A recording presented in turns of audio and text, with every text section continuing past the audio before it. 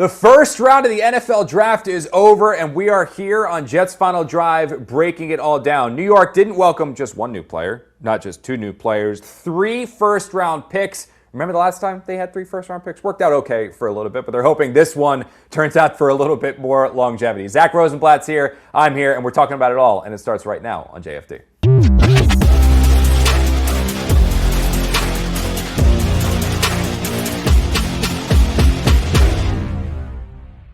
It is a very special NFL Draft edition of Jets Final Drive. He is Zack Rosenblatt. I am Connor Hughes. Zack, we are through the first round, and it was an eventful one for the New York Jets. 3 new players are in here. It is David Bailey. It is Kenyon Sadiq. It is Omar Cooper. My friend, how was the night for you? I know it was a very, very, very busy one for myself. Yeah, you always get suspicious when your team is the team you cover is done their picks in theory for the day, but you find out that they're not going to talk until the end of the round. Like that's what I was like.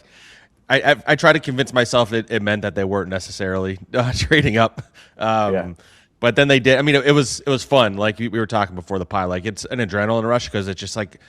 It's such a long, slow build-up the day of the draft, and then you get there, and it's like pretty rapid because you're doing so much. You're writing, you're podcasting, you're doing videos, you're doing interviews. But it was a fun day. I mean, the Jets now have had 3 first-round picks in 2 drafts in the last 5 years, and they're going to have 3 first-round picks next year. Like that's pretty crazy to think about. So we have a lot to talk about, obviously, but I enjoyed it. I know you had to cover 2 teams, so you did 5 draft picks. Less enjoyment is less enjoyment. Yeah. I was joking because we all have our pre-draft thing, and every company you work for has the things that they want. What SNY asks for is totally normal. It's the so the hypothetical world, so you guys can go behind the lines. It's funny. I've done a couple podcasts now, and they've asked about the reporting aspect of it all and how you go about it. I didn't know people were fascinated by it. So for SNY, we do it for every single selection for Jets and Giants. We go an immediate reaction, which is 2 or 3 paragraphs. Then we do a grading the pick, which is 3 to 5 paragraphs. Then I'll do a stand-up video off of every single pick for social media, which is awesome and sweet, and it works, and it's really fun. Where it gets complicated is we also have the pre-draft show that I'm on and the post-draft show, and at the end of the first round, I do a column on the Jets and the Giants. Bro, in a normal world where the Jets have a first-round pick and the Giants have a first-round pick, that's not an insane workload. It's that's normal. That's pretty good. When the Giants have 2 and the Jets have 3, and I'm sitting there oh my God, now I got to go on the 1240 Sports Night. My brain is mush. It was a bit much, but I will say I absolutely love the draft because it's just a craziness leading into it where you're trying to gather information in all different ways to try to figure out what's going to happen. Ultimately, some people are trying to smokescreen you. You're trying to go to other teams because the teams you cover aren't actually going to tell you the truth. And then you get to the event, and there are always curveballs that are thrown that absolutely nobody you talk to saw happen. And there were quite a few of them here in the first round of the NFL Draft. And we are going to touch upon that and so much more on this episode of JFD. We thank you guys, of course, like we do every single episode, for joining us wherever you are joining us from. Whether that is SNY.TV, whether that is X, or whether that is YouTube. But YouTube is the place to be. Constantly push you guys there because we have a live comment section that's running throughout the duration of the show. You can interact with Zack. You can interact with me. You can ask us questions about what might be coming in the second round, what could be coming in the third. Are the Jets going to trade back? What's going on? Or just honestly takes on the 3 players that the Jets have already selected. You can do that all on YouTube. So make sure you head on over to SNY's YouTube channel, subscribe to the YouTube channel so you can get access to our complete catalog of digital content. Zack, let's start with this one, which I think is the one that most people are on opposite sides of the fence with. And that is the David Bailey over Arvell Reese at number 2. I was a little surprised because normally at the second overall selection, this is just from a fan reaction, I feel like everyone's positive. You have players you want, but even when they go in opposite direction, you're not upset. It's still the second overall pick in the draft. I felt like reading through my mentions, which is a dangerous place to go 99.9% of the time, it felt like there were a lot of Jet fans that really, really wanted Arvell Reese and didn't necessarily want David Bailey. Yeah, it was a higher range of people who wanted Reese versus the ones who wanted Bailey than I realized, honestly. Maybe the people who wanted Reese so badly weren't really as public about it. I thought for a while that there was a contingent of the Jets fan base that wanted Bailey, and I'm sure there is, and they're just not as loud. because usually the people who are happy aren't as loud about it as the ones who are angry. So I'd say that. But yeah, I think some of it had to do with, it was like, let's be honest, like a wacky process leading up to it because of, the canceled visit and the interviews and, the Vegas odds were changing by the hour on draft day. Like it was. Yeah. It was a typically wacky Jets process, but like as you and I said the whole time, like while I think you felt this way too, like maybe I would have picked Arvell Reese over David Bailey. I still thought at the end of the day they were going to get a high quality NFL player. Like I think David Bailey at minimum is going to be a good NFL player for a long time, and there's something to be said about adding that. Like they decided to go with the pick that is a little less risky, but ultimately, like I was surprised by the negativity because I do think once the fans start to watch Bailey and if he is as productive as the Jets think he's going to be, then they're going to like him a lot. And obviously on the flip side is if he doesn't get those, close to 10 sacks that everybody keeps saying he's going to get, then they might not feel very good about that pick. And then, of course, he got drafted by the Giants. And now the Jets have to live with comparing him for the next 5 to 10 years, those two guys. And you're going to see across town what it's going to look like if Reese is a star, and the Jets are going to hear about it every day. Maybe. So. I would push back on that slightly because I'm the Giants' use for Reese, and we'll touch on this quickly, and we can get to the process of how the Jets chose, but the Giants' plan with Reese is different than what the Jets' plan with Reese would have been. So in this alternate reality where the Jets decide to select Arvell Reese, he's going to start as an off-ball linebacker in their defense.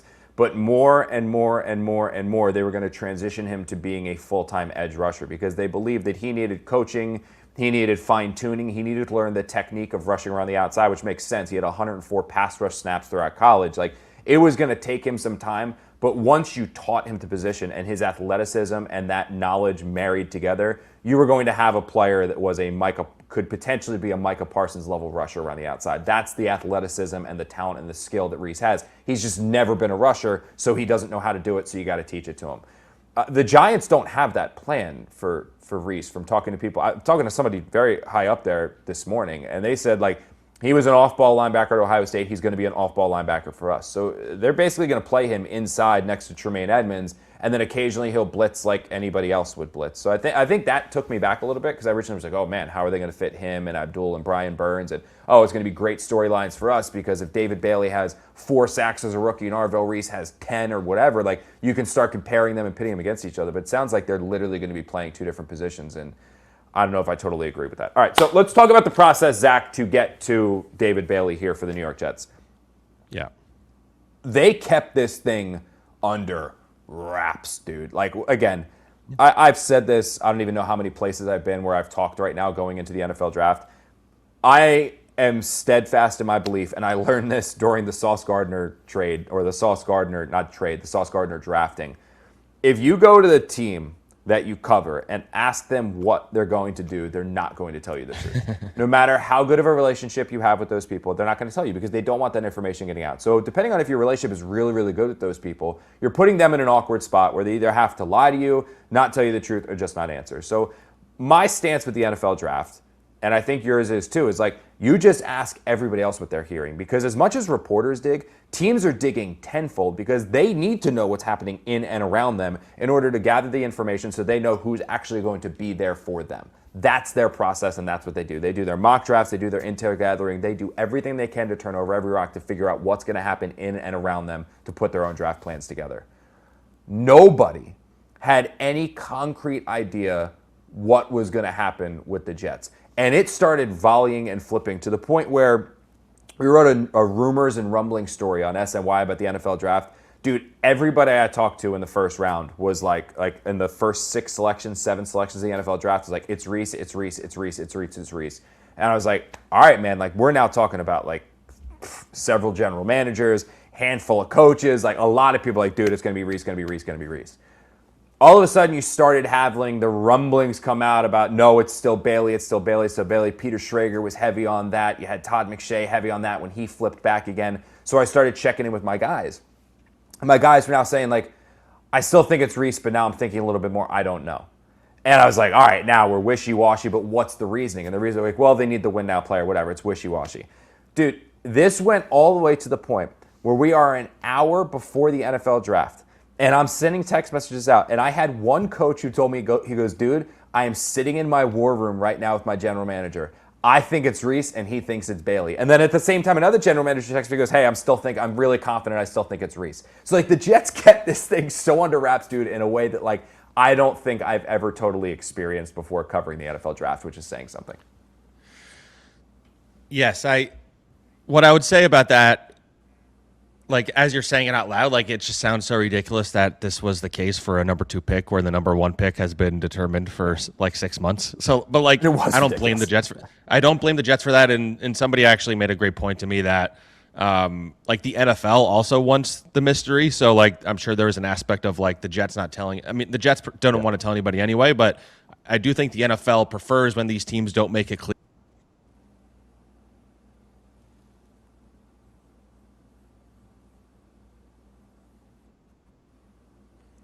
We'll get Zach back in here in a second. But you back, Zach?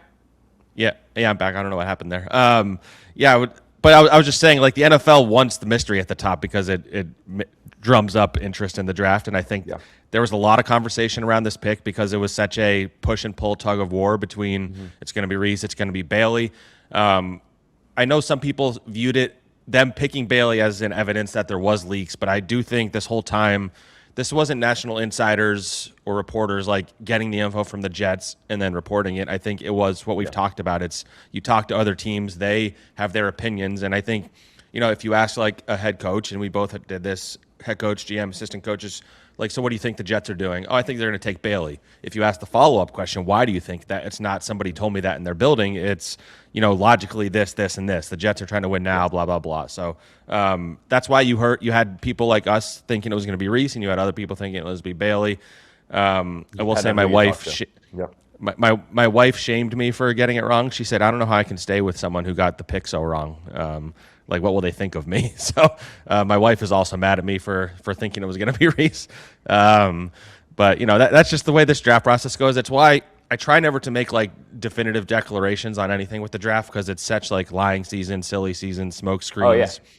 Oh, yeah. To Muji's credit, he was, like, pretty blunt and honest afterwards. He's like, somebody asked him if he got any trade interest, and he said not any serious interest. Like, they didn't really get any calls. So it's not like they were trying to drum up trade interest. I think that was maybe the speculation of why it was acting that way.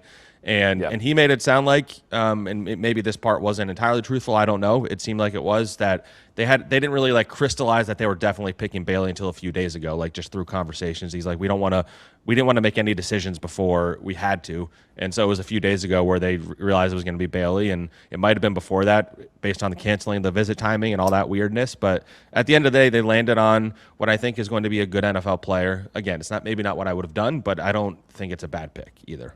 No, and I actually don't disagree with Muji. I think this was something because it was such a unique NFL draft where, and we can talk about how they got to this process and why it's Bailey now, because it was such a unique process in that these two players were so close in their grade, and it really was a pick your flavor. And that's why when I was talking to certain people, they were like, oh no, it's definitely going to be Reese. Like I literally had a coach text me last night, it's like 11:30 or so. And he goes, I'm going to be honest with you, Connor. He goes, I'm sitting here in our war room. He goes, I am stunned still that they took Bailey. Like, I don't understand. He goes, everything that Reese does well, everything that Reese projects to be, it's what Aaron Glenn wants and what Aaron Glenn needs. I don't know how they went with Bailey. So, like, it's still one of those things where it's just a pick your flavor. Here's what the Jets battled between.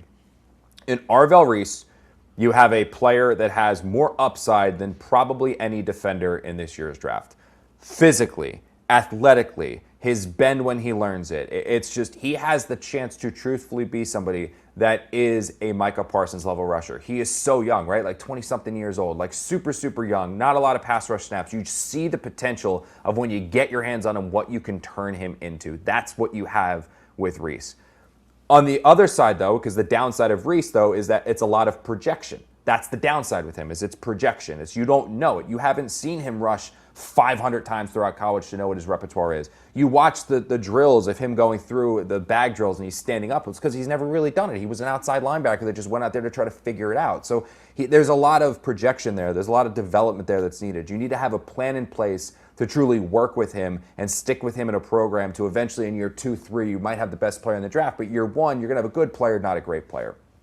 When you flip it over to Bailey, You have somebody that you know what he is. This guy is a pin his ears back, rush the passer, and he rushes the passer pretty damn well. Like, that's what he does. He hit 14 and a half sacks last year, which was first in football, 23 quarterback hits, 19 and a half tackles for a loss, 81 quarterback pressures, and a Pro Football Focus grade of 93.3. This guy is a beast as a pass rusher. And from the Jets' perspective, and they're deciding what they're going to do, they looked at this very similar to when Aaron Glenn was in Detroit with Trayvon Walker and Aiden Hutchinson. And it was, which one do you want? In Walker, there was a lot of projection. There was a lot of development needed. There was a lot of upside. He was a physical freak, but you needed to work with him. And then you had Hutchinson, where you just knew who he was. You knew exactly what you were going to get. You knew exactly what he was going to become, and you knew what the floor was. It was a lot higher than the other guy. There's more of a bust factor with Trayvon Walker. There's much more of a bust factor with Arvell Reese than there is with David Bailey. And ultimately, what the Jets decided was this was a player who they believe is tough in Bailey, dependable, has a skill set that they need, is, quote, extremely smart, one source told me about Bailey, and they can't wait to get him in their building. Yeah, I'd also add, and it's something that I honestly should have factored in more, is they do have, I think everybody's focused on Frank Reich being on Stanford, even though he didn't coach David Bailey, but there's 3 guys they have on staff who are like assistant position coaches who were in the Stanford's building when he was there, so they at least had coaches who knew him on a personal level. But to play devil's advocate, I would say, is the part that you and I have also talked about throughout this process, is that Bailey is someone who needs a lot of work in the run game. And so you now have 2 edge rushers in Will McDonald and David Bailey, who are not good against the run, and an argument can be made you might need to take them off the field on running downs, and we don't know what kind of leads the Jets are going to have this season. They won't be favored in a lot of games, certainly. So that would be the knock against it. Like, the idea of Bailey's more of a win-now player. Well, Reese, while he needs to be developed in some ways, was going to be an every-down player, whereas I don't know that David Bailey is necessarily an every-down player. I do like the rotation they have at edge rusher. You have Will McDonald, you have him, you have Joe Asai, you have Kingsley Enagbare. So that's like 4 guys you can rotate in and out and keep them fresh and all that stuff. But with the number 2 pick, maybe the Jets believe in their ability to develop him as a run stopper, and he plays more than we're realizing. But I want someone who is more likely to be a 3-down player than a 2-down player is what I would say. That's my pushback as well. And that's why, and I actually talked to somebody over at the Jets about this. Like, we were texting, he hit me up, he goes, oh, what'd you think of what we did? What'd you think of the 3 picks? And I'm always honest, man. Like, I'm not a smoke blower. Like, I'm gonna be as straightforward as I can. It was like, I love the Sadiq pick. I love when you got Cooper. I was like, but if it was up to me, I would have gone Reese over Bailey. And the justification isn't like, oh, he's gonna be Micah Parsons. My thought process with this is exactly what you just said. There's twofold, Zach. It's one, I am very, very concerned based off of defensive coaches who I've talked to around the NFL. And again, this is the NFL draft. It's projecting. This dude could be Von Miller, and somebody's going to, I'm so sure Boy Green or MYJ Matt's going to clip this and make me look like an idiot in 5 years. But, like, there are concerns around the NFL about David Bailey's ability to play the run and willingness to play the run. It's kind of like basketball with defense. Like, as long as you try, you can kind of do it okay. There's a concern there. Is there a willingness to stick your nose in and play the run as a run defender with David Bailey?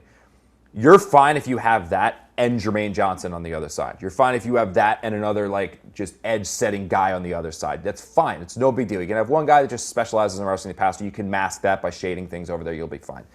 When you have Will McDonald, who you pick the 5th-year option on, Will literally cannot play the run. And then you also have David Bailey, where now there are concerns with him playing the run. That's a former first-round pick and now a top 3 pick. How do you get those guys on the field at the same time on 1st and 2nd down? Like, that's my concern. Rushing the passer, big leads, dude, it's going to be like Robert Mathis and Dwight Freeney. Who gives a crap? Like, I absolutely don't care. That's going to be unreal. But how many leads do the Jets have where those guys are going to be able to pin their ears back? How many times on 1st and 2nd down are these teams just going to be like, here, hand it off. Here, hand it off. Here, go stretch, go stretch, go stretch. And then you're really going to keep taking those 2 guys off the field to put Asai and Enagbare on the field? Like, it's just that part frustrated me where I didn't necessarily see the fit. And then when you actually analyze where the Jets' defense is, and again, I know they needed an edge rusher. It's Bailey's going to step in, and he's automatically their best pass rusher right now. Like, steps in the building, boom, he's their best pass rusher. This Jets defense, and you and I talked about it as you're texting this, when you look at that depth chart, man, they are not a piece away on defense. They have holes and they have voids at all 3 levels. Pass rusher, linebacker, back end. It's everywhere. Like, they really do need a full-on rebuild. They got rid of their playmakers, whether that's Jermaine and Sauce and Quinn, and they're still working to refill it, and they haven't necessarily done that, dude. Arvell Reese, to me, And people got locked on this. Oh, he's not a fine-tuned pass rusher, not a fine-tuned pass rusher. Totally accurate. But he still can be an effective, really good player at a bunch of different levels to start. And you can let him rush the passer sometimes, play off-ball linebacker sometimes, drop back into coverage and let that athleticism shine. He could do so much that he felt like, and I said this to somebody over at the Jets, he, to me, felt like the chess piece that was missing. That Aaron Glenn, who's now calling defensive plays, can have a weapon on his holster that he can pull out and use in all these different ways. And you can now have a defensive line that you like, whether it's Asai and Abare, and then you have McDonald over there, the interior line with Briggs and Phillips, linebacker DeMario Davis, and now just have like this joker all over the field that's sometimes rushing from the A-gap, sometimes around the outside, dropping back, and you never know what he's going to do as you continue to work with him and develop him, and eventually he's more of an every down edge rusher than maybe this like do-it-all player in year one. That's the only thing that I push back on, and why personally I probably would have gone Reese over Bailey, kind of like you were. Yeah, but again, like at the end of the day, even if he is a pass rush specialist, if he's an effective pass rusher, like the Jets didn't have that last year. Like their pass rush was one of the worst I've seen. Like you look at the numbers, they were last in pressure rate. I think they were 28th in sack rate. Will McDonald was the only player with more than 4 sacks, and 6 of his 8 sacks came in 2 games. Like this was a pass rush that's been destroyed ever since that Hassan Reddick trade, and they needed to infuse some pass rush into this defense. And while I like Osai and Anagbare, like those guys aren't like dynamite pass rushers necessarily. So like you needed to upgrade pass rush. And so I get it in that sense. And if he comes out and he has 8 sacks, 9 sacks, whatever it is, like 10 sacks is probably a lot to put on a rookie. But if he can get a lot of sacks as a rookie, maybe force a few fumbles, you need that pressure up front to help the guys on the back end and start forcing some turnovers. So like I get the logic, and you know, and if this is going to be a base 3-4 defense, I know they're going to be multiple. Like he's going to play a lot of outside linebacker. I don't know how much that he played at Texas Tech. I think he had his hand in the dirt a lot, and that's when he struggled against the run. So maybe him being stand up will help him against the run. I don't know. But yeah, I like him as a player. I think he's going to be good, and I actually think he's going to be fun to watch. And like the battles he's going to have in training camp with like Olu and Membu are going to be fun, because that get off is kind of like when Bryce Huff was here. Bryce Huff used to dominate in training camp because of his get off, and so it's going to be fun to watch him in camp, I would say. Appreciate you guys everywhere you are watching us from. Like we said, we push you always to the YouTube channel because that's where you can ask us comments throughout the duration of the show. If you guys want to do that, again, SNY's YouTube channel, subscribe to it. Watch our show over there on YouTube as much as we love you on SNY.TV and X, just because you can play in that comment section. And Sam, our incredible producer, is sitting there monitoring the entire section, sending questions to Zach, which we'll address throughout the duration of the show. Also want to point you guys to SNY, the television station, because we have a ton of content coming with you guys all throughout, including on Sunday, the day after the NFL draft. We're going to have our draft recap show. Connor Rogers is on that. I'm going to be involved in it. Bart Scott, Willie Cologne, all of us kind of jumping in there with Steve Gelbs as well. Chelsea from the facility doing a bunch of stuff, and Nikki obviously out there in Pittsburgh. So we're going to have a ton of content there. That's our draft show on Sunday. So make sure you guys stay tuned to SNY to watch that. 3 first-round picks, like we said, for the Jets this year. Zach, the second one, were you surprised by Kenyon Sadiq? Like, did that one take you back a little bit at all? I heard a lot of him to the Ravens. I heard a lot of him potentially sliding a little bit further down in the NFL draft. I think when you talk to people, you see the athleticism, the freakish athleticism, which I don't even want to get into. Production, not necessarily their elite level in college. 51 catches, 560 yards, and 8 touchdowns. He had Dante Moore as a pretty good quarterback. So usually it's like, oh, you know, it was a tight end. He didn't have a quarterback. They were running, whatever. I was kind of surprised that the numbers weren't as good. But you can't coach that speed. You can't coach that athleticism. You can't coach that jumping. 99th percentile of the tight ends who tested at the NFL Combine with his athleticism, which is freaky. Yeah, I mean, to answer your initial question, like, yeah, I was surprised when his name was the one they said, especially with Mekhi Lemon and Omar Cooper on the board at the time. But, like, I get it. Like, I think value-wise, it was a great value there. Like, out of, you know, if the David Bailey pick was the safe pick, in quotes, I think Kenyon Sadiq was, like, the big swing pick. Like, he's a guy he's not a perfect prospect, but he is a freak. You know, he's a little undersized for a tight end. He's, like, 6'3". He didn't have a lot of production in college. He was only really a starter in his last year. So, like, he had some drop issues. Like, there's some questions there. But I really like the idea, especially, like, it's hard to talk about Sadiq without acknowledging that they traded back to get Omar Cooper. So, like, I think at the time, a lot of fans were upset with the Sadiq pick because they didn't draft Mekhi Lemon in particular, but because you didn't draft a receiver there. But I think if you factor in that they got Cooper in the end and they only had to give up a fifth round pick to go up and get him, like I think that I like the Sadiq pick more in retrospect, knowing that. I would say, I texted with another coach from another team who did a lot of work on Sadiq. He was really high on him. He wanted his team to get them. He called him Vernon Davis. Said his run after the catch and contact balance are elite. His biggest concern was his motor, but he thinks like a good coach can fix that. And he had the drops, but this coach wasn't really concerned with the drops because he thinks that's, again, coaching. And I've heard good things about Alfredo Jenkins, who's their new tight ends coach. So I think the question is more, we've covered a lot of Jets offenses where the offensive coordinator didn't really know how to use a guy creatively. Like, well, I'm not saying Frank Reich won't, but like we need to see it. Like, so will Frank Reich use him in a way that it makes him the most effective? Like, he's a unique player. You can play him with Mason Taylor. I don't think this impacts how they view Mason Taylor at all. He can play big slot. He's ran like a 4.3 at 250 pounds. Yeah. Like that's pretty insane. So I keep thinking about training camp. Like, he's gonna be fun to watch in training camp. Like, he's gonna be a guy that I think Jets fans will grow on Jets fans if he lives up to his potential, which obviously isn't guaranteed. But again, for me, it's hard to talk about Sadiq without coupling it up with Omar Cooper. Like how I described it on my other podcast, Flight Plan. We went live at midnight last night. But like, if you were to swap and say the Jets picked Omar Cooper at 16 and they traded up to get Kenyon Sadiq at 30, I think everybody is happier today. And so, like, I think, so I don't think it's as big of a deal it's being made out to be. I like what they're doing on offense. You're building an offense of young guys who are all going to be here next year when you add the other quarterback. And you add him, and we'll get to Cooper specifically later, but you had him, you had Cooper, you have Gary, you have A.D. Mitchell, you have Mason Taylor, Breece Hall, Isaiah Davis. Like, it's a solid group of pass catchers and a solid offensive line up front.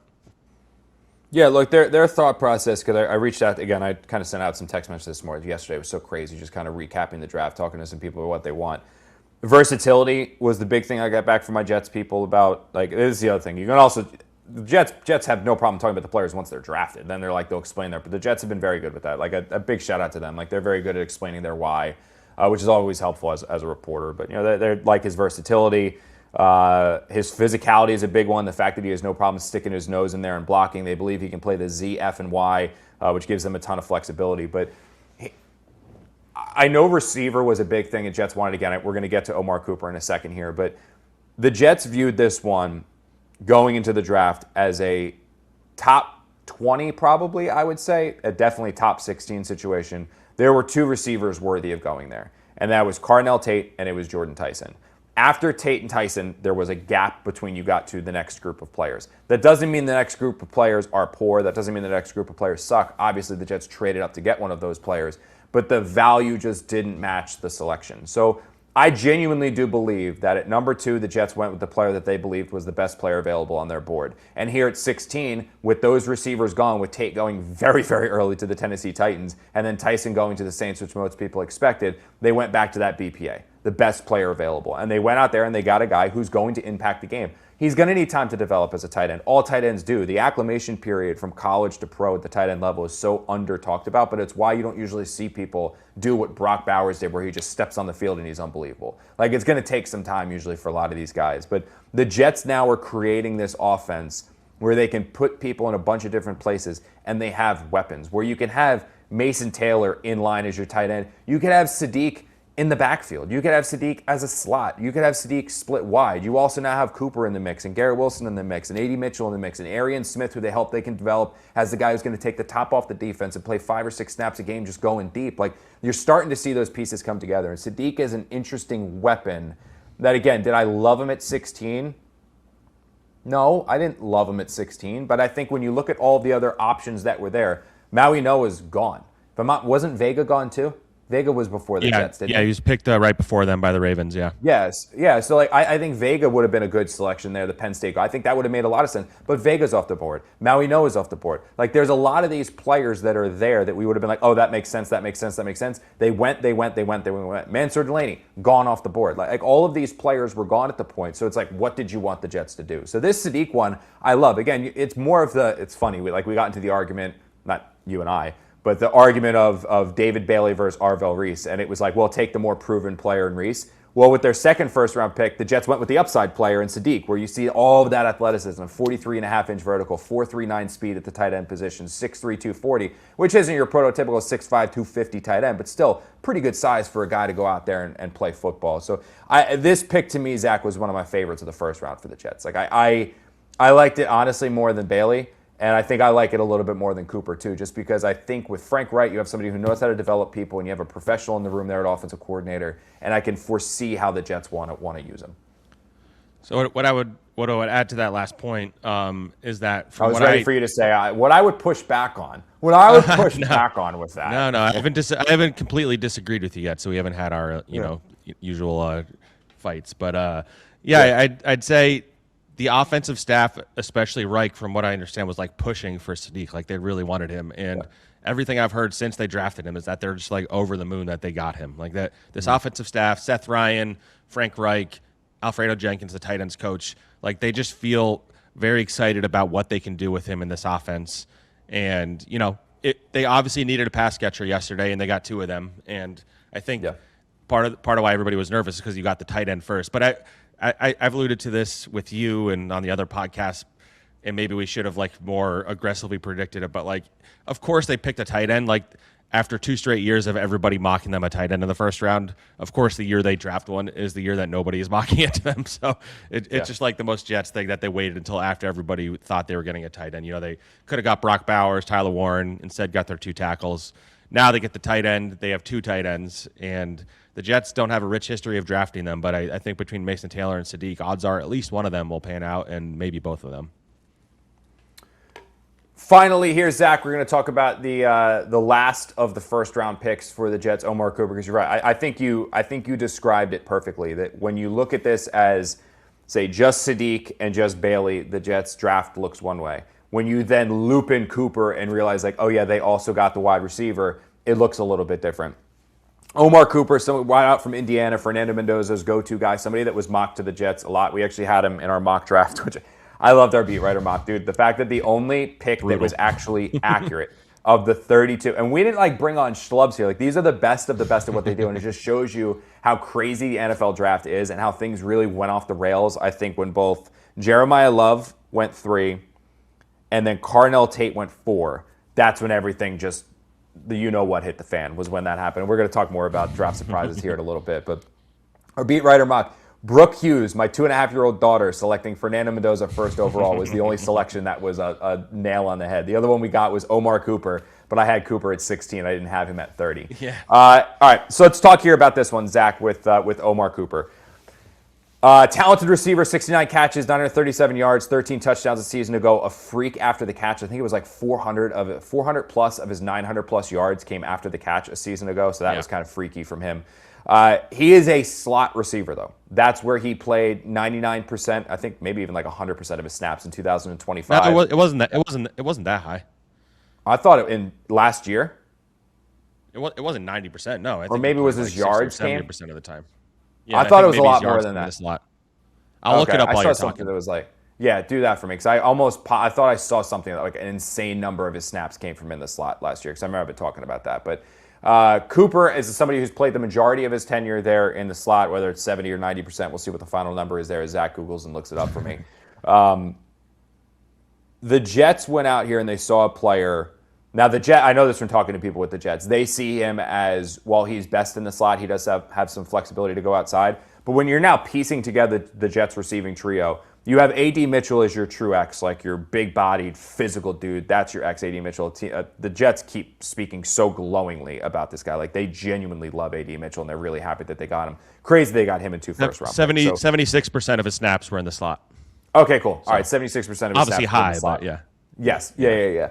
So slot receiver there, obviously. Now you have Cooper, who can play in the slot, and Garrett Wilson, who has inside flexibility. From my understanding, he doesn't really like playing inside. Garrett wants to be more outside, moved around the formation, all that fun stuff. He doesn't want to just be a slot like we saw with Cooper Kupp, or how the Jets actually originally envisioned Garrett Wilson when they drafted him, because they thought Corey Davis was my X, Elijah Moore is going to be the Brandon Cooks, and then Cooper Kupp is going to be, or Garrett Wilson is going to be the Cooper Kupp as that freak in the slot. Now they have their Omar Cooper in the slot. They have Garrett Wilson moving all over, and then A.D. Mitchell as your slot, or as your big X. Here's how I evaluate what the Jets have done to this point, Zach. when they went out there and they drafted Sam Darnold way back when, 3rd overall, and when they went out and they drafted Zach Wilson 2nd overall, the Jets' process during that was get the quarterback, and then we'll build the roster around the quarterback. Everything that they have done, a little bit with what the holdover is from Robert Saleh and Joe Douglas, free agency this year, especially this draft, and now with all these picks they have coming up in 2027, specifically on offense, it's like they are building the offense now so that then when they get the young quarterback and they throw him into the roster, or they take the young quarterback and they throw him into the mix and they make him their quarterback, he's in a situation where he can grow, develop, and thrive.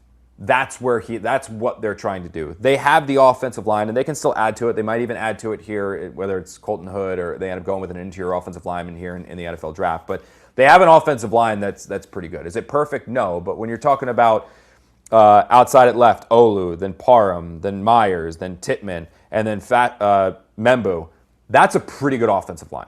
I mean, it has a chance to be really, really good, but at the baseline, that's a good offensive line. You have a backfield of 3 running backs, and they're going to try now after this draft to get something done with Breece Hall, which we're going to talk about when we do our draft recap show here on JFD. But they've got the running backs with Breece Hall, who they're hoping to extend, Braylon Allen, and Isaiah Davis. You now have a 2-headed attack at tight end when it's Mason Taylor and Sadiq, and also Jeremy Rucker's still floating around there too as kind of like that blocking dude, but still a serviceable option as a check down. And now you have the receivers, Mitchell, Cooper, and Wilson. When you put a quarterback in, this isn't going to be like when Sam Darnold was thrown to Deontay Burnett and Jermaine Kearse. This isn't going to be like when Zach Wilson was out there trying to figure it out with the misfits that he was his first year in 2021, whenever they drafted him. I get the years mixed up in 21. This is not going to be like that. They are creating as good of a situation. I don't think this is hyperbole, and I don't think this is seeing things through green-colored glasses.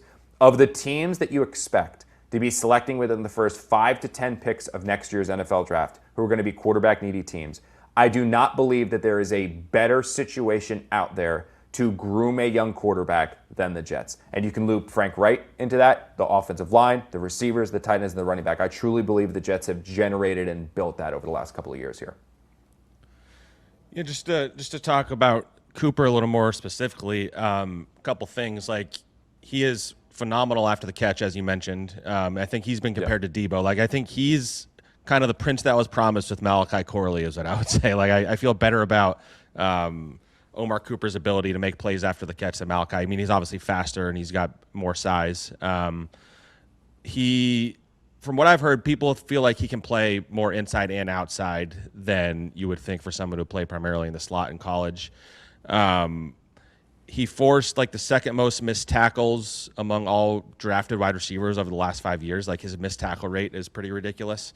And then he had, that catch he had against Penn State was the catch of the year. And a guy who can make clutch catches like that, that's the kind of guy you want on your team. Like, he has a proven ability to come up in big moments. He was the number 1 target on the national champion for the number 1 overall pick at quarterback. And so I don't have any issue, obviously. And I know Glenn highlighted this, and it's overblown a little bit, but like bringing a guy in from a winning program like that, like fresh off a national championship, knows what it takes to get to that spot. You add him to Garrett Wilson, you add him to A.D. Mitchell. Like, I like that wide receiver room a lot more today than I did yesterday, obviously. And I don't think they're necessarily done adding a wide receiver. I don't know if it'll be on day 2 necessarily, but as you said, like, at the end of the day, they're building for the future. Like, this is really good supporting cast for Geno Smith, and I do think he's going to do a good job of distributing to all these weapons. And you could argue about what the ceiling is with Geno Smith as your quarterback or whatever, but at the end of the day, this is a pick for next year, because if you look at all the guys you named, other than Breece Hall, everybody is under contract for next year. Breece Hall and Braylon Allen are the only 2 that are not under contract for next year. They still need to re-sign Joe Tittman, which I think they will. But other than that, like, everybody's under contract for next year. That matters. And so, like, there's something to be said about that. You have a year to develop Kenyon Sadiq. You have a year to develop Omar Cooper, to develop A.D. Mitchell, to develop Mason Taylor, to get Membu to the next step, to get Fashanu to the next step, and maybe if they draft another offensive lineman or whatever. Like, all these guys are going to have another year of seasoning before you drop that rookie quarterback in. And as you said, it'll be a positive situation. Like, if everything works out this season to what the Jets are comfortable with, then you have Frank Reich coming back. And that's a infrastructure that you believe in. And so that's ultimately they're putting the right pieces in place. And whether these guys pan out or not or whatever, like, there's a lot of logic to everything they're doing. Let me pose this one to you. I don't think I think both of us are on the same side of the fence here on this one. Is that I had absolutely no issue with them trading up to get Cooper either. I mean, there was a chance Cooper was going to be there at 33, but why risk it? Like, yeah, I have no problem with that whatsoever. By the way, yeah, just to cut on that real quick, like the Jets deserve credit because it seemed pretty clear to me that the Bills were about to draft him because they immediately traded out after the Jets drafted Omar Cooper. So, like, how many times have we covered drafts where the Jets got swooped on somebody they wanted at the last minute because everybody knew that's who they wanted? Like, so credit to Muji for jumping ahead of the division rival, only giving up a 5th-round pick. Like, anyone, I haven't seen anybody criticizing the trade, but I don't see why you would. Like, it's a 5th-round pick. Like, you move up, you go and get the guy. He wouldn't have been there at 33.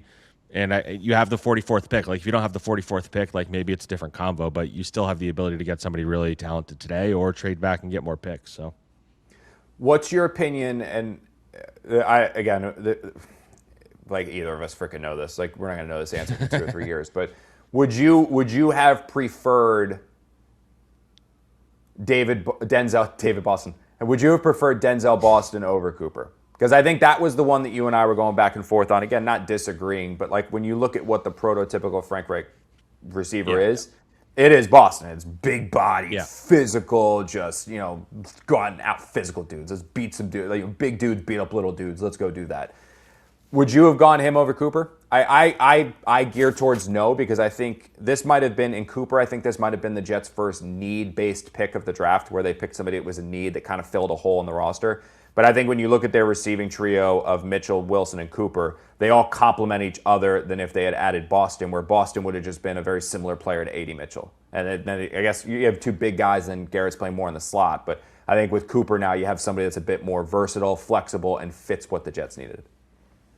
For me, it's even less about like the body types not being a good match or whatever. Like, for me, it's just the Jets and teams in general, I think, get into a bad habit of just like trying to fit like the puzzle pieces into the right place or whatever. But I think what is more important is just getting quality pass catchers, like getting guys who are going to be good. And so, like, I feel more confident that Omar Cooper is going to be a good NFL player than I do Denzel Boston. And so whatever you want to say about size and fit and all that stuff, like I go with the better player. The Jets just need to get better players. And I think his ceiling is also higher than Boston's. Like, if you want to say the body types, like, I think Boston does make a lot of sense.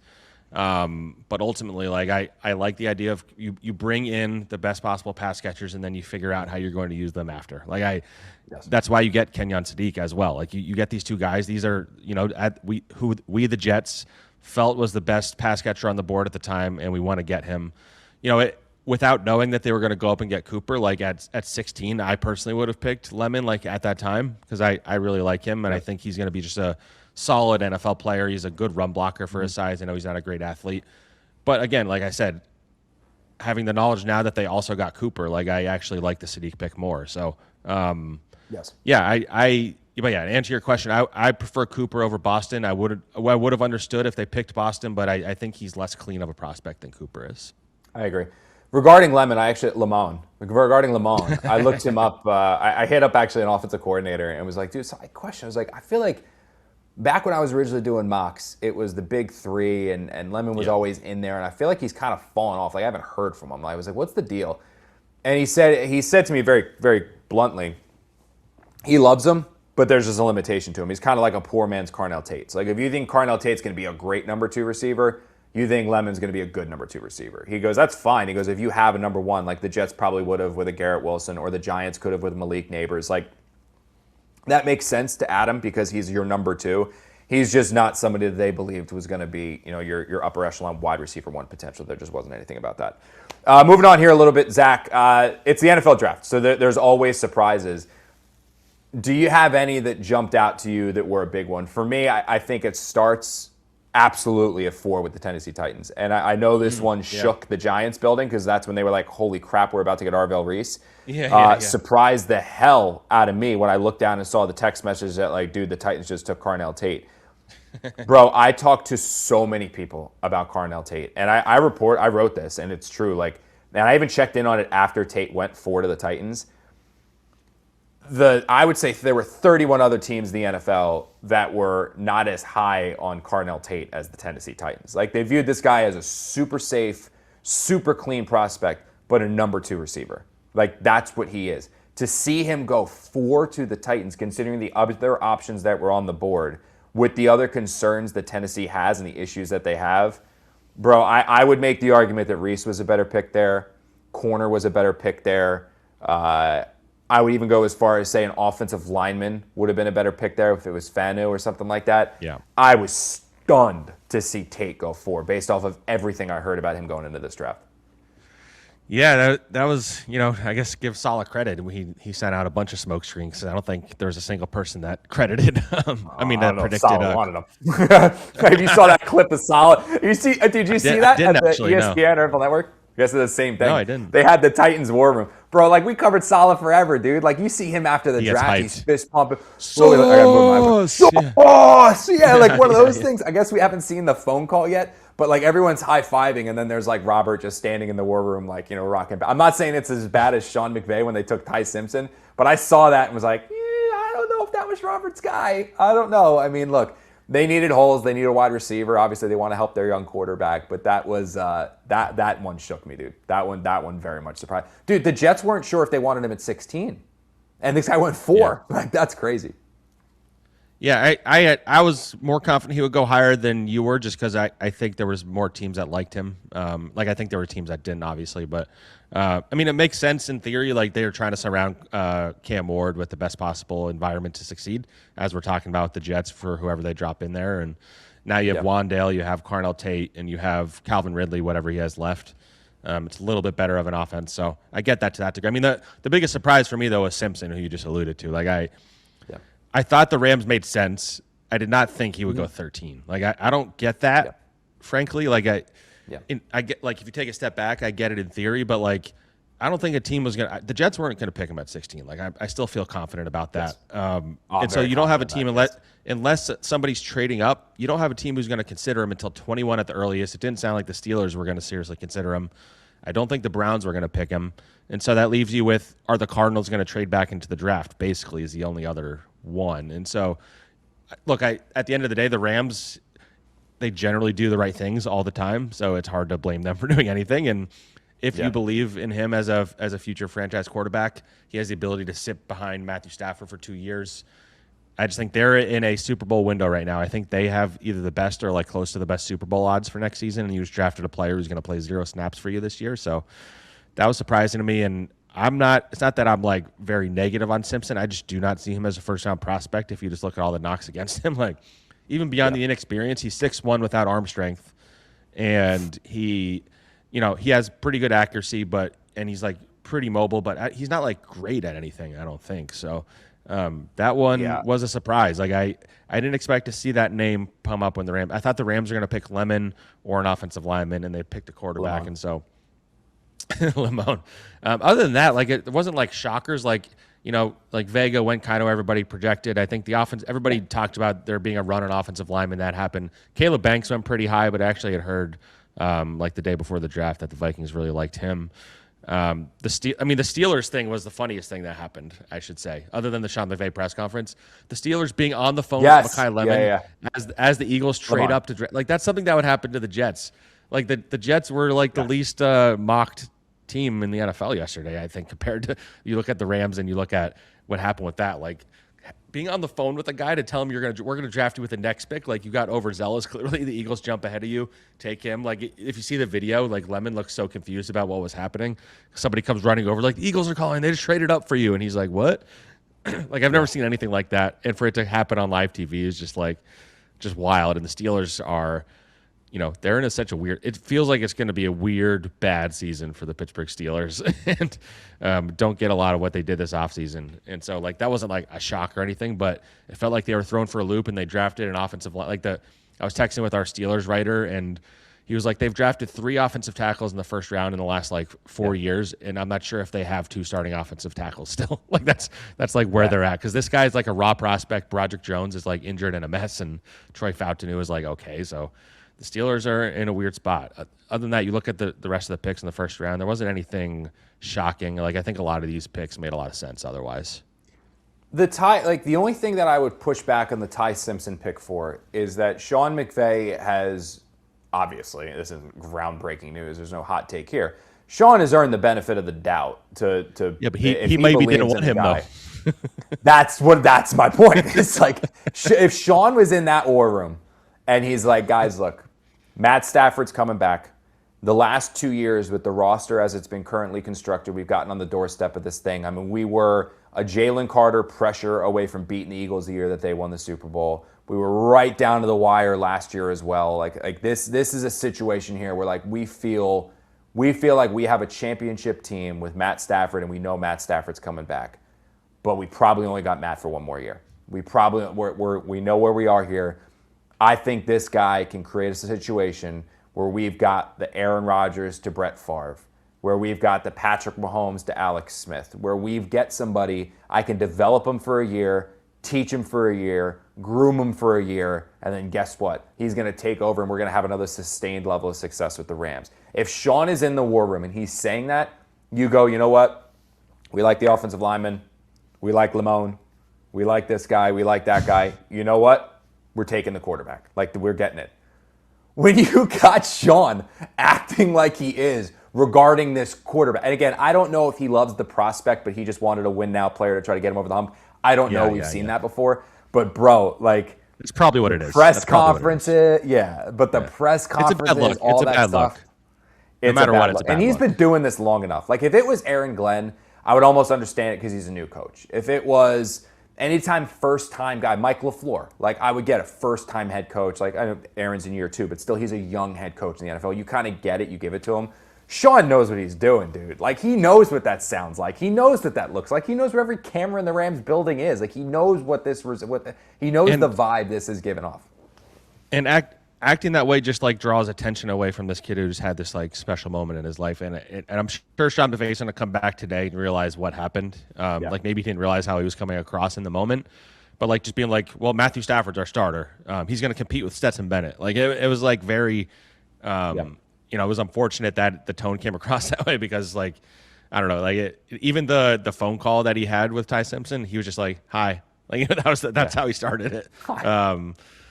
But so that, you know, whatever. But I mean, at the end of the day, like, as we said, like, it'll probably work out because it always does for the Rams. Like, they just always seem to make the right decisions. So you like always give them the benefit of the doubt. But yeah, I thought his range was anywhere from that Rams pick. Like, you could have convinced me he was going to drop to the Steelers pick in the second round. Like that, I thought he could have gone from 13 to 60, and you could have, and I would have believed you. So I'm curious to see.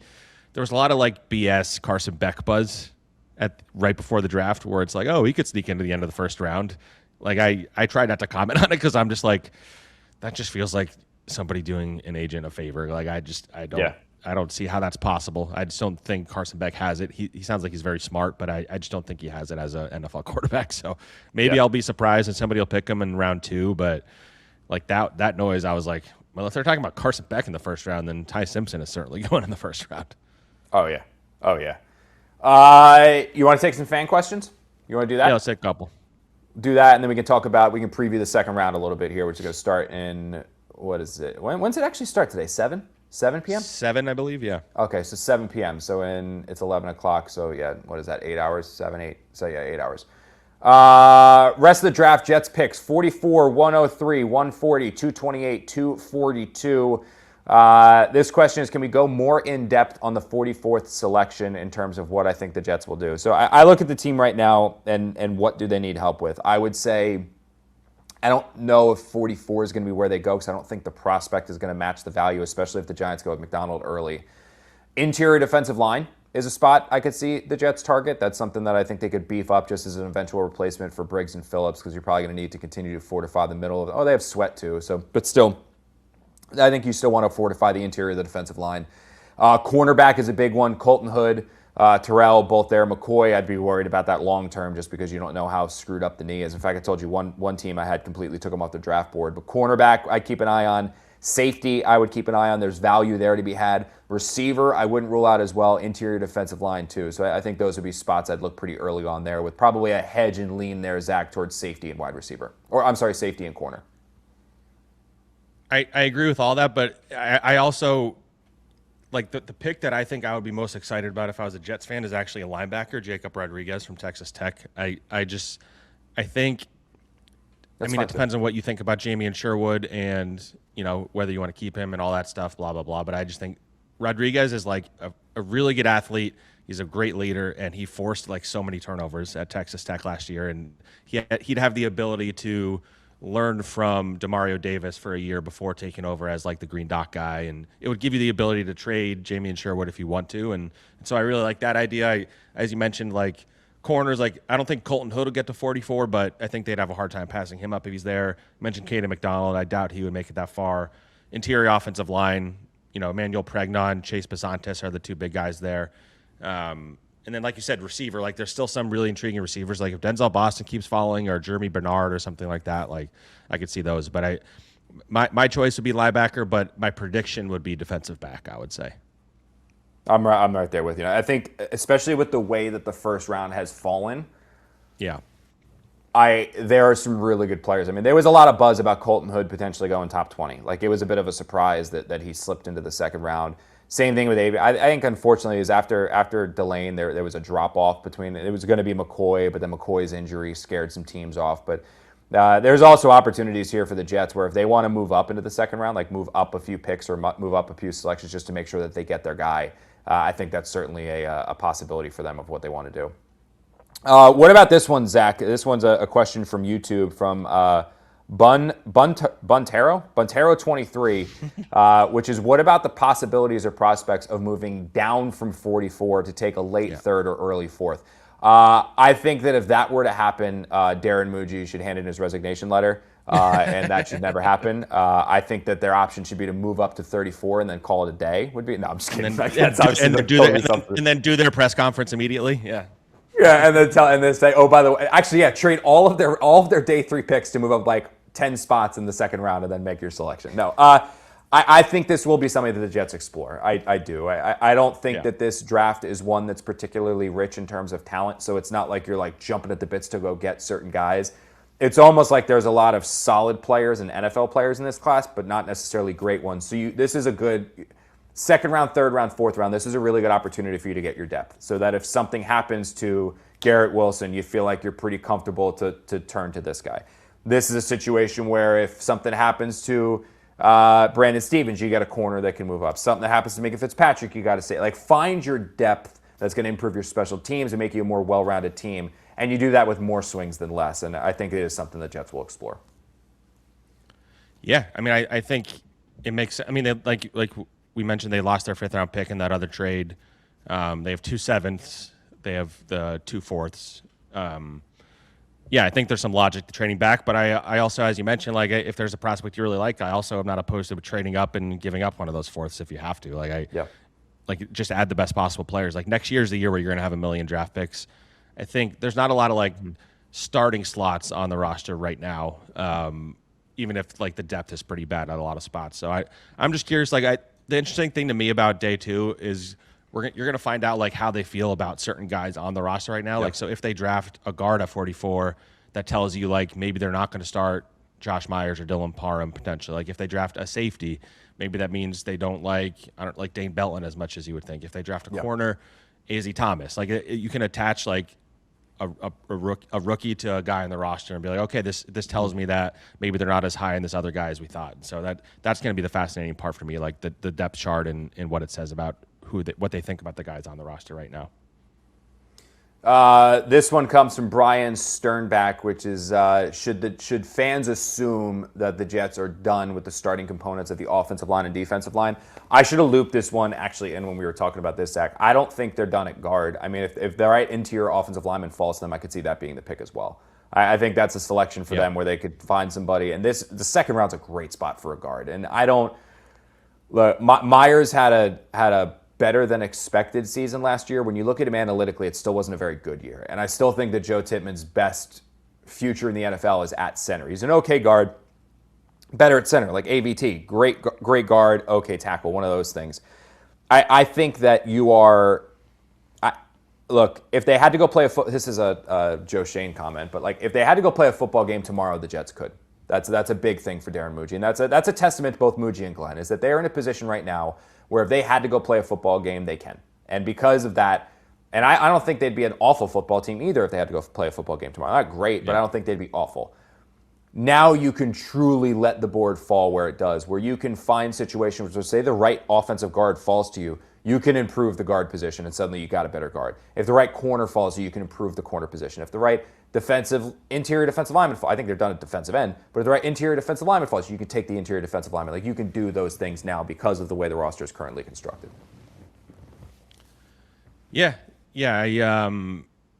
They have a lot of flexibility with this pick, I would say, and so they still can go with the best player on the board because, as you've said over and over, like, if you look across the roster, especially on defense, you don't have a lot of guys that you're like, this guy's going to be here in 2028. I would say so. Yeah. Get the best guy on the board, other than offensive tackle. Like, you could say almost any other position. There's not going to be a quarterback that's the best player on the board, so you eliminate those two spots in tight end, and that leaves you with. You could potentially get a good receiver, offensive lineman, defensive lineman, linebacker, safety, blah, blah, blah. Like, I think they're in a good spot if they stay at 44. All right, we see these questions here. James Walsh, and these are the last three we're going to take. James Walsh, Charleston, Jets, Rebel, and then Jake Brown. Or actually, sorry, not Jake Brown. Jake's got a Breece Hall question, so we're going to take that one. But it's quarterback questions. So the big guys that are left is you got Beck, you got Drew Aller, and you got a couple of the physical freaks, man. Zach, do you think that the Jets end up adding a quarterback here? I know somebody asked, I think it's James Wallace wanted to know if Carson Beck's an option at 44. I still believe, based off of everything we've seen from the Jets, that if they're going to take a quarterback, it's going to be on day 3. And I think if you're looking for the quarterback you want to take on day 3, it's the big-bodied, physical, strong-armed guy that just needs time to develop, that Frank wants to get his hands on to see if he can't turn him into something. I've been saying it for a while, like, that description reads pretty closely to what Drew Aller is. And so I think that Drew Aller would be a good option for the Jets, but a good option for the Jets on day 3. I don't, this isn't reporting, this is just my opinion. I don't think the Jets should, and nor do I think the Jets will take a quarterback here on day 2. I think that'd be a bad idea. Unless maybe it's late in the third round, then fine, but like not in the second. So earlier in the week, I did a story on all the work they've done on quarterbacks, and I found this old article where Frank Reich, when he was the Colts coach, laid out like the 5 traits he looks for in quarterbacks. And so, who wrote that? Do you remember who wrote that? I don't know. I'm putting Zach on the spot Kiefer, now. actually. Zach Kiefer. Okay. Probably unbelievable. Yeah. Zach is real quick. He's the best. Zach is the best feature writer in our business. I know he was covering the Colts for. He is the single best feature writer, I think, in the NFL right now. Like, Zach's unbelievable. So as soon as you said his name, I was like, actually, send me the link when we're off here. I want to read that. Yeah, I will. But so he said, number 1, toughness, mental and physical. Number 2, he had what he called accelerated vision, which is his wording for how fast do you think on your feet. Number 3 was accuracy. You have, fitting in the tight windows. Number 4 was footwork. You have to look at the feet. Most sports are played from the ground up, blah, blah, blah. And intangibles was like the leadership. Are you a playmaker in big moments? Like, he's not mentioning the size there. I know there's a history of it. Yeah, that's kind of like maybe not too because it's funny because I went through and I don't watch these guys as closely as like Dane Brugler, so I looked at what he said and let's see, he fell short in Reich's categories included. He wrote that he had messy footwork, streaky ball placement, inconsistent rhythm, and that he sabotages himself with late decision making. But I bring that up because it actually made me think like, man, like Garrett Nussmeier actually makes a lot if you remove the size part of it because he is undersized. But Garrett Nussmeier, he's tough, he's competitive, he has really good accuracy. He's kind of a gunslinger. He can fit into tight windows. It gets him into trouble sometimes because then he tries to do that all the time. He's got really good intangibles. He's really quick. He threw at 2.48 seconds average times to throw. He fits pretty well in those 5 categories. So and they did work him out privately. We don't know what they thought about it. We don't know what they think about any of these guys technically. We just know which guys they did private workouts with and things like that. So it's the ones they cancel they draft. Yeah. That got my antenna up though, is what I'm saying. So I don't know that Nussmeier will be there. You don't pick him in the 2nd round unless you love him. If he's there in the 4th round at the top, I don't know. I'm intrigued by him as a prospect. He was a guy that was supposed to be a 1st round pick a year ago. He's had some injury stuff as well. At that point, you're going to get a flawed quarterback, and so I like the idea of him as a developmental backup. And I don't hate the idea of Aller just because he has the traits. Like, he physically looks the part, athletically, he has the arm strength. I just think Nussmeier is probably a better quarterback today than Aller is. The other part of this too that wasn't in Frank Reich's system is the list that Zach made is, and it's probably the most important thing that he's looking for a quarterback is which one will frustrate our producer Jeff Goldman the most. And I think that's the one where you add Drew Aller into them. I mean, that's going to tilt ever. I know footwork's important and accuracy too, but That's the one that kind of is circled, bolded, and underlined a few times. So that's why I still think it's going to be Allard. But no, actually, that's a great find, Zach. That really is a good find. And shout out Zach. I mean, Kiefer. Like, he's an unbelievable writer. So, like, I truly, like, he writes things, dude. He's one of those people where, you and I talked about this before. Like, I forget what story you wrote. I texted you about it. It was one of the ones recent, like, within the last 2 or 3 months. I said, like, anytime you read. He had that Gruden one. He had that Gruden one that blew up. Yeah, but like anytime you write anything like in this field, because we're all in it, we're all competitive. We love each other, but we're competitive. Like you read something, and like I'll read something you write or somebody else writes, and you're like, it's a good story, I love it, but like I feel like I could have written it better. I had a similar angle. I could have done this too. Like you naturally compare yourself to what you're writing. Remember, I told you about this the other day. Like, you wrote something the other day, and it pissed me off so much. It was a few months ago. I remember reading it, being like, damn, I don't think I could have done that better. Like, oh, that irked me. Like, it irked me. Zach is one of those where, like, I try not even to read his stuff because I'm like, I can't write like this. Like, just it's unbelievable. Like, he is. It's so detailed, but not overwritten. Like, he's just. I know this is gonna be a Zach Kiefer podcast here, but like, yeah, he's unbelievable. So I highly recommend any Jet fan go look at him because he's truly one of the best in our business. Real quick here before we wrap up, Zach, I'm going to run through the best available players. This is, I believe it's per Adam Schefter right now, the best player available just considered across the NFL. And then I'll go through real quick if any of them jump out to you. Obviously, the Jets are picking 12th overall here in the second round. Wide receiver Denzel Boston, edge Zion Young, linebacker C.J. Allen, Jermod McCoy, again, asterisk there because of his knee issue. I heard he might fall away to the third round. Avion Terrell, Emmanuel McNeil Warren, Colton Hood. I know the Jets have done a lot of work on him. Caden McDonald, keep an eye on him for the New York Giants. Cassius Howell, TJ Parker, Emmanuel Pregnan, Jake Golday, and Christian Miller. Anybody there that particularly stands out to you? I would say, I mean, the safety Emmanuel McNeil Warren is intriguing to me. Like, I think he was someone who people thought would go in the first round. It just depends on what the Jets. I don't think the Jets necessarily feel like they need another safety because they traded for Minka, signed Dame Belton, brought back Andre Sisco, and don't forget about Malachi Moore, who Aaron Glenn really likes. So that is 4 safeties, but he's a really talented, tall, playmaking safety. So it's a good value if he fell to 44.